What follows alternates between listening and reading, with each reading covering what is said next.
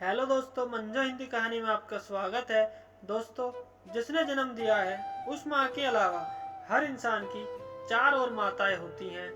दोस्तों, आचार्य चाणक्य ने मानव जीवन के कल्याण के लिए कई नीतियाँ बनाई हैं। उनकी नीतियाँ व्यवहारिक हैं और जीवन के हर मोड़ पर उपयोगी हैं।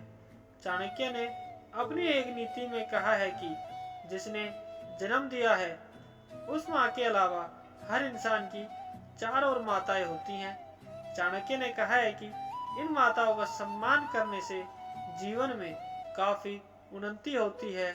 उन्होंने बताया, भगवान कृष्ण की भी एक नहीं दो माँ थी। एक जिसने जन्म दिया, देवकी जी, और दूसरी जिसने उनका पालन पोषण किया, यशोदा माता। तो दोस्तों, आइए जानते हैं चाणक्य ने जन्म देने वाली माँ के अलावा और कौन सी चार माताओं के बारे में हमें बताया है। दोस्तों, पहली है राजा की पत्नी। राजपत्नी गुरु, पत्नी मित्र, पत्नी तथैव च, पत्नी माता, स्वमाता च, पनेचता मातर सर्वता। आचार्य चाणक्य ने अपनी नीति में कहा है कि राजा की पत्नी भी माँ के समान होती है। हर इंसान को राजा की पत्नी को माँ के समान मानना चाहिए। अगर आप राजा की पत्नी को माँ के समान मानते हैं तो इसमें आपका ही फायदा है और यह धर्म भी है। नंबर 2, गुरु की पत्नी। दोस्तों, चाणक्य ने आगे कहा है कि गुरु की पत्नी को भी माँ के समान मानना चाहिए। गुरु और शिष्य का संबंध बेहद पवित्र माना जाता है।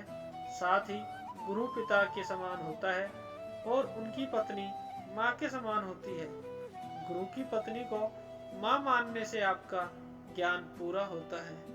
नंबर 3 है दोस्तों, मित्र की पत्नी। चाणक्य ने नीति में कहा है कि मित्र की पत्नी को भी माँ का दर्जा देना चाहिए।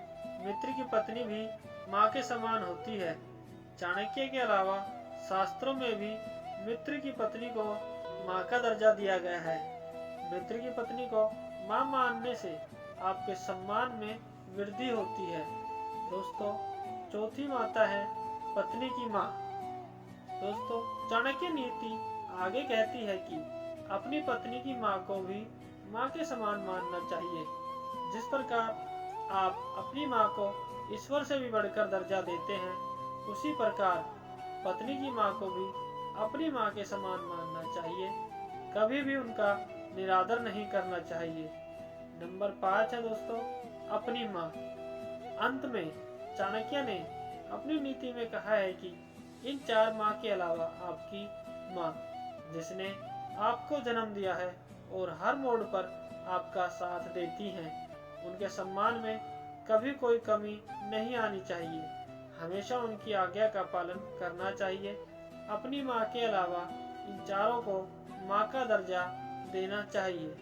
दोस्तों, ये थी आज की वीडियो। अगर आपको पसंद आई तो लाइक करना और चैनल को सब्सक्राइब करना बिल्कुल भी ना भूलें। धन्यवाद।